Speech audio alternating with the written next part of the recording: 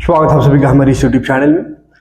तो आज का वीडियो बहुत ही ज़्यादा इम्पोर्टेंट है उन लोगों के लिए जो गवर्नमेंट जॉब के तलाश में हैं, जो डिफेंस लाइन में जाना चाहते हैं, जो कांस्टेबल बनना चाहते हैं, जिसका उम्र 18 से 25 साल या ST SC OBC के लिए 28 साल तक है।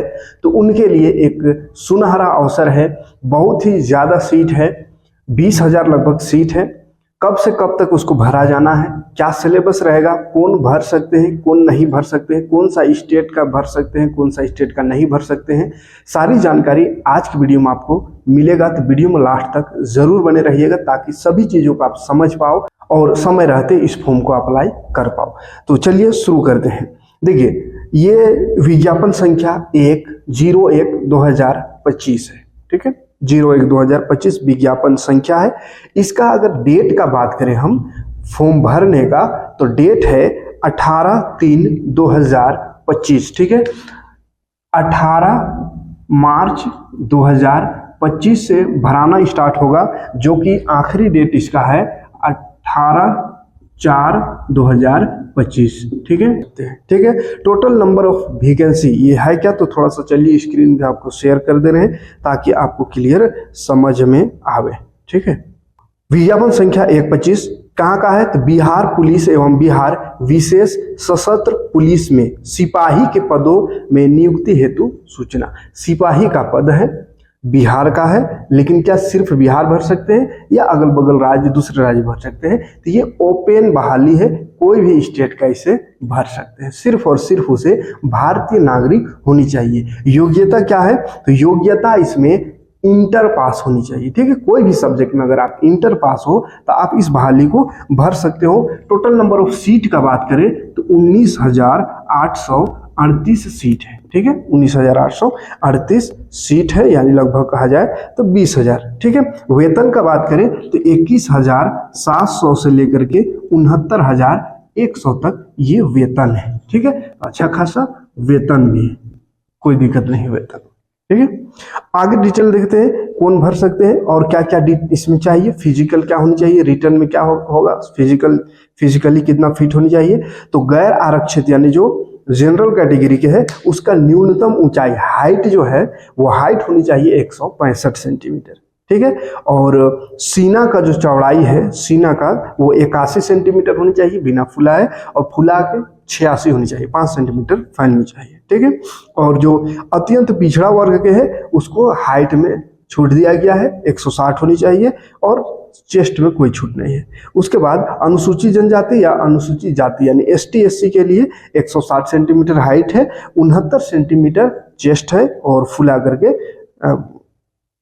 84 सेंटीमीटर होनी चाहिए। ठीक है, और महिलाओं के लिए सभी वर्ग, चाहे कोई भी कैटेगरी में आते हैं महिलाएं, तो महिलाओं के लिए 155 हाइट होनी चाहिए, और सीना इसमें लागू नहीं होता है। ठीक है, और वजन की बात करें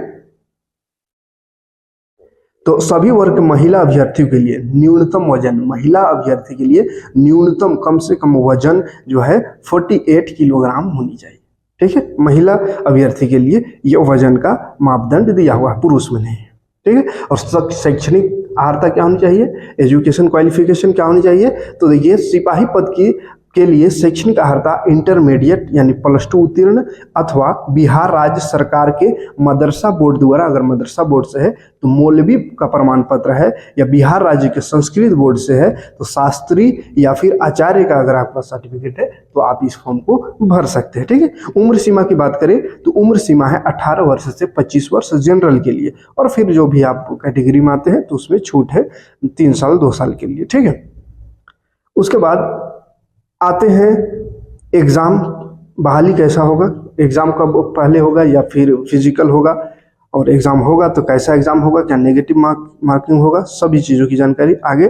तो ये देखिए, चयन के लिए परीक्षा संरचना, परीक्षा कैसा होगा, तो प्रथम चरण में लिखित परीक्षा होगा। ठीक है, रिटन टेस्ट प्रथम चरण में, जिसमें हिंदी, इंग्लिश, मैथ, सामाजिक विज्ञान, रीजनिंग जितना भी है वो सारा जनरल पेपर रहेगा, जो कि जनरल कंपटीशन में होता है। इसका जो सिलेबस है वो सिलेबस डिटेल लास्ट में दिखाएंगे। ठीक है, कौन सा सब्जेक्ट में क्या क्या टॉपिक पढ़ना है सिलेबस भी दिखाएंगे, इसलिए लास्ट तक बने रहिएगा।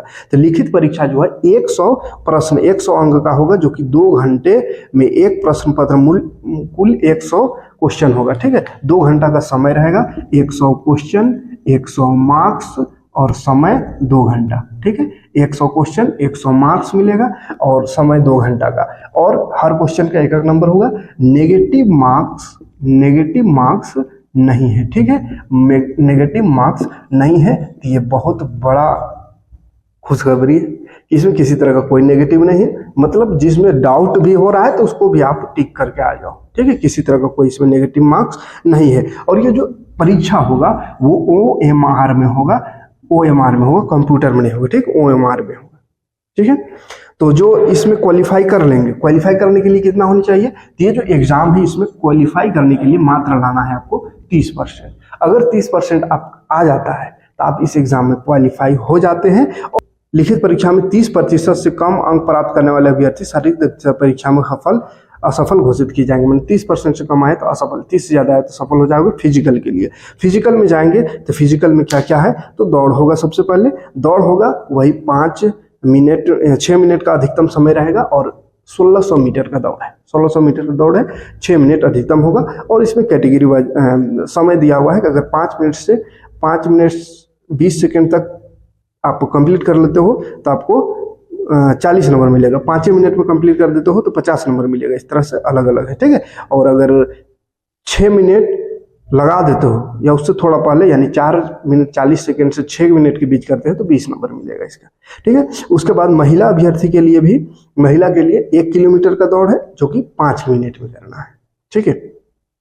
फिर गोला फेंक होगा, गोला फेंक में अधिकतम 25 अंक मिलेगा सभी कोटि के। पुरुष के लिए 16 पाउंड का गोला रहेगा, न्यूनतम 16 पाउंड का, जिसको 16 फीट तक फेंकना होगा, ठीक है। उसके बाद महिला के लिए 12 पाउंड का रहेगा, 12 फीट तक फेंकना होगा। उसके बाद हाई जंप होगा, हाई जंप अधिकतम 25 नंबर का हाई जंप होगा, जिसमें सभी कोटि का जो पुरुष है उसको 4 फीट हाई जंप करना होगा, 4 फीट, ठीक है। 4 फीट हाई जंप है।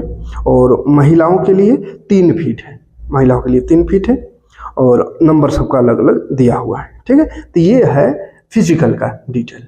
फिजिकल हो जाएगा, उसके बाद तीसरा चरण में अगर फिजिकल में भी आप क्वालिफाई कर जाते हो तब आपका फिर डॉक्यूमेंट वेरिफिकेशन किया जाएगा, ठीक है।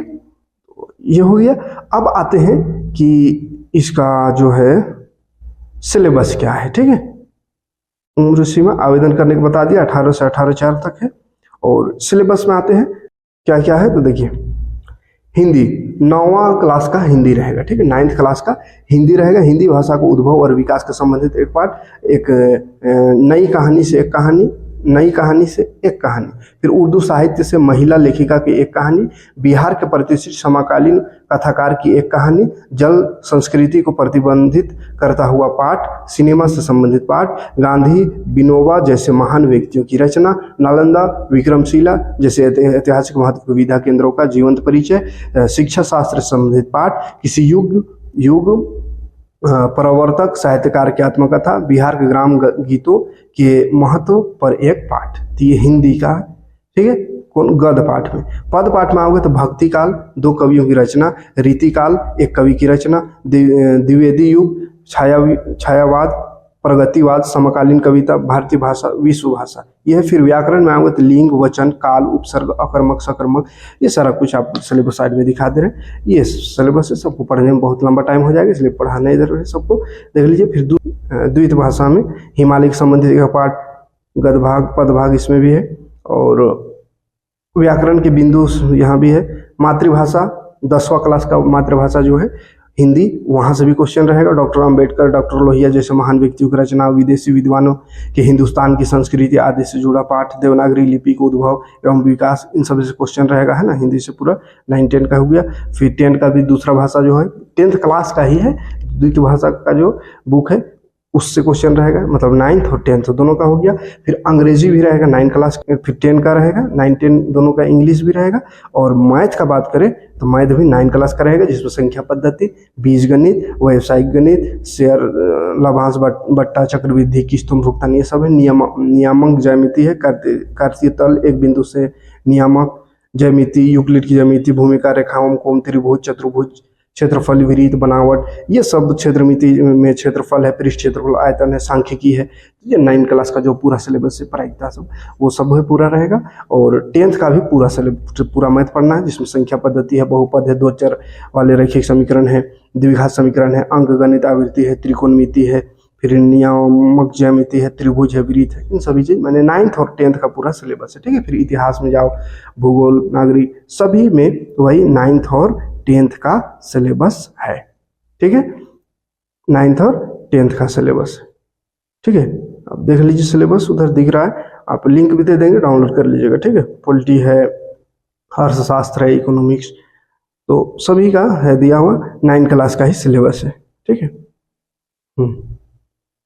उसके बाद ये साइंस का रह गया है ना, साइंस में भी 9 क्लास का ही सिलेबस है और 10 का है, 9 और 10 दोनों पढ़ना है, ठीक है। तो सम फिर थोड़ा बहुत करंट अफेयर से रहेगा।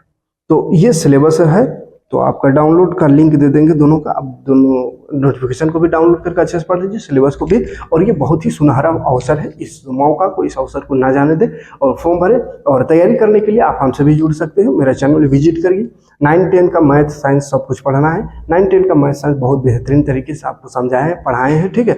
और खैर स्कूल लेवल के हिसाब से पढ़ाए हैं, कंपटीशन के हिसाब से भी पढ़ाना शुरू कर दिए हैं।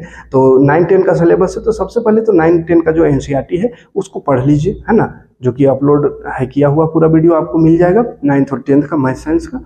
उसके बाद फिर आप एमसीक्यू उससे करिए ज़्यादा से ज़्यादा, है ना। तो एमसीक्यू भी आपको अलग प्ले लिस्ट में मिल जाएगा 9 और 10 का, तो कहीं जाना नहीं पड़ेगा, प्लेलिस्ट में जाइए, सारा कुछ मिल जाएगा। और आगे भी आपको इससे रिलेटेड इंपॉर्टेंट क्वेश्चन देते रहेंगे, ठीक है। तो यह कुछ इन्फॉर्मेशन था आज की वीडियो में। अच्छा, इसको भर कौन सकता है, तो बिहार सरकार का है, बिहार का, लेकिन भर सभी सकते हैं। झारखंड वासी है तो भी भरिए, यूपी वासी कहीं के भी है भर सकते हैं, कोई प्रतिबंध नहीं है, ठीक है। मिलते हैं नेक्स्ट वीडियो में, आप इस फॉर्म को भरिए, तैयारी करिए। Best of luck, thanks for watching, जय हिंद।